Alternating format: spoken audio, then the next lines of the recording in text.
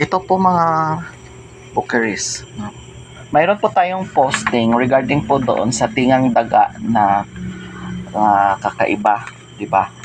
So, sabi ko nga is, ang pagkakaalam ko po base po dito sa bundok, parang dalawang klase yung tingang daga or yung mushroom na tingang daga.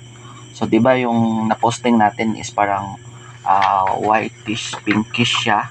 So, sabi ko is mayroon pang parang uh, red violet na isang klase na parang firm siya na matigas-tigas ng konti. So, para mapatunayan ko po sa inyo, pumunta po tayo dito sa pinakamalapit na restaurant, no, dito sa bayan ng Makato, para i-check kung mayroon po silang stock or available na dried na yung sinasabi kong isang klaseng tingang tiga na parang red violet.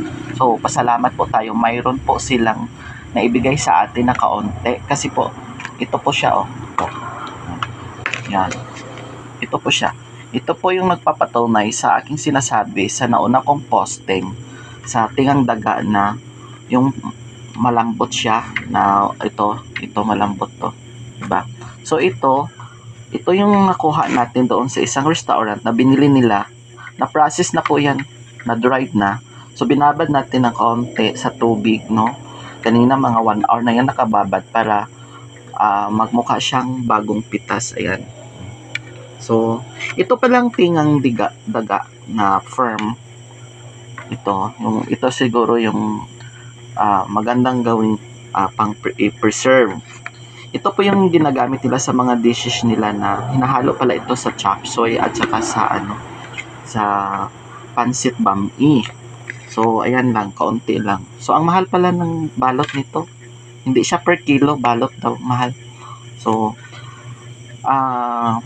nag-iisip po ako kasi talaga namang ito yung ginagamit na pang preserve na tingang daga. Kasi firm siya talaga, hindi siya nadudunot o nabubulok basta-basta. Pero samantalang ito po yung isa is talagang hindi siya pwedeng i-dried o i-process. Kasi kung i-dried mo, kasi parang siya, shaggy. Shaggy is parang mabasa-basa. Pero super siya, lambot.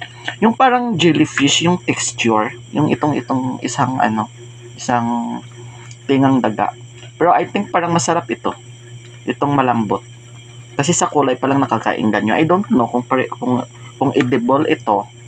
Kasi yung pagkakaalam po natin, ito talaga yung original, yung nakuha natin doon sa isang restaurant na malapit dito po.